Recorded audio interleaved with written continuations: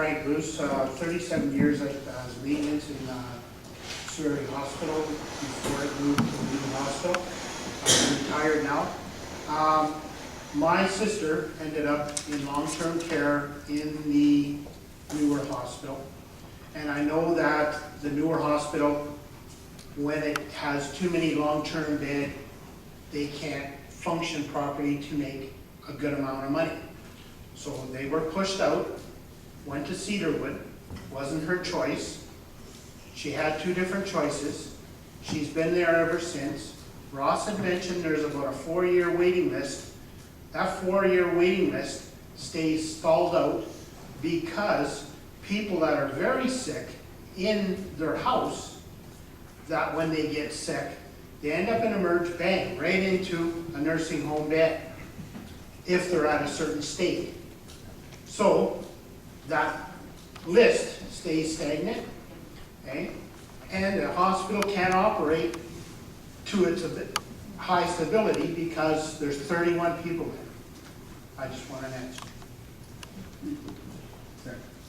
Well, first of all, I just want to thank Ross Romano to agreeing with the NDP's Universal Pharmacare program that we are the ones that are putting forth. Thank you, Ross, and I'm glad you're going to be supporting it.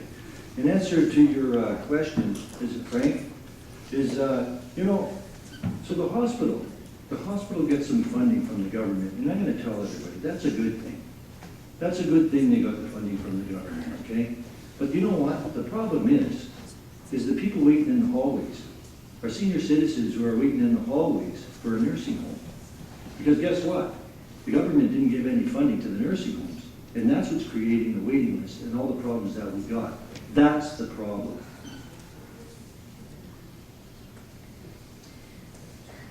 Thanks. There used to be, a couple of years ago, and I didn't realize that that had changed, is they used to manage the list if you were, there would be one from home and one from hospital so that the list didn't stay stagnant. And it didn't always work. So there needs to be a good management of that wait list, and there needs to be, some type of predictable way that you move through this. My dad sat in the hospital for 7 or 8 months before he got placement. So even being in the hospital, and they would tell you that in those days, like, go to the hospital, you get into long-term care faster. I mean, that's what they would tell you, and then you're clogging up the system. So, again, it's those processes that need to be clearly defined so that people can transition in an appropriate way, always looking at, their veterans who didn't want to be there. And, so it's really how do we do the processes so that she can be where she wants to be and live the life that she deserves.